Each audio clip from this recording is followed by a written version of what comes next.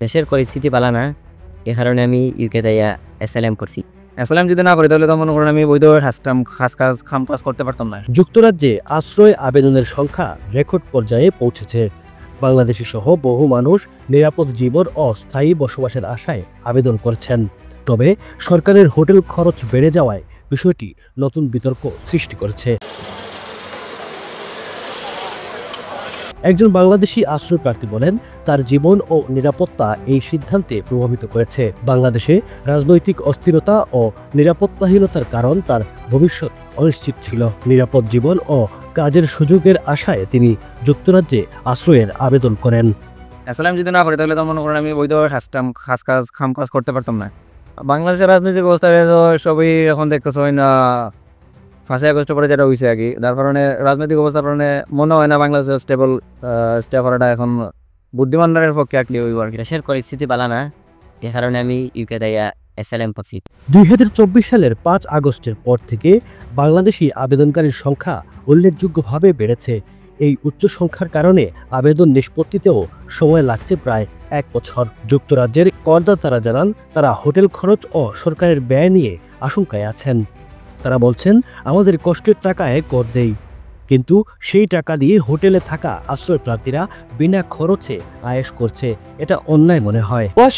তাদের কেন হোটেলে রাখতে হবে? তারা তো আমার মতো লোক, তাই না?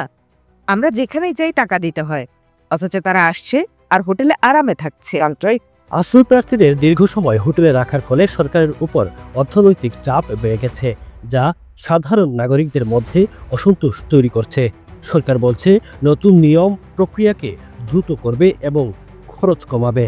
নতুন নিয়ম কার্যকর হলে হোটেল খরচ কমে আসবে এবং সরকারের উপরও চাপও কমবে। তবে আবেদনকারীদের ন্যায্য শুনানি কতটুকু নিশ্চিত করা হবে? স্বাধীন সংস্থার কথা শুনছি, কিন্তু তারা কতটা স্বাধীন হবে? তাদের বাছাই করা হবে কিভাবে? একজন অভিবাসন আইনজীবীর তুলনায় তাকে কি প্রশিক্ষণ দেবে, এসব প্রশ্ন কিন্তু থাকে। Looking to expand your business in the UK? UBM takes care of everything.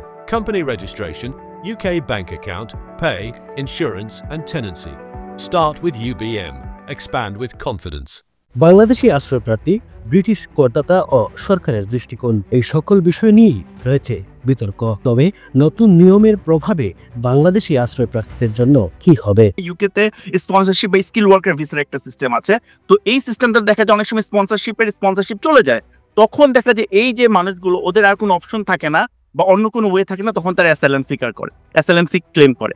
আবার আরেকটা জিনিস ব্যাপার আছে, যেমন অনেকে আছে এখানে স্টুডেন্ট হিসেবে আসে, but tuition fees very expensive, so তাদের পক্ষে অনেক সময় সম্ভব হয় না। তখন তারা দেখা যায় যে অনেক অবস্থা বা অর্থনৈতিক কারণে আর কোনো উপায় না দেখে কিন্তু অ্যাসাইলাম সিক করার চেষ্টা করে। নতুন নিয়ম অনুযায়ী বৈধভাবে আবেদন করা বাংলাদেশিরা দ্রুত সিদ্ধান্ত পাবেন এবং স্থায়ী বসবাসের সম্ভাবনা বেড়ে যাবে। তবে প্রক্রিয়া কঠোর হওয়ায় অনিরাপদ বা অবৈধভাবে আগতদের জন্য চ্যালেঞ্জ তৈরি হতে পারে। অর্থাৎ এই নিয়ম বাংলাদেশি আশ্রয়প্রার্থীদের জন্য সম্ভাবনা ও চ্যালেঞ্জ উভয় নিয়েই এসেছে।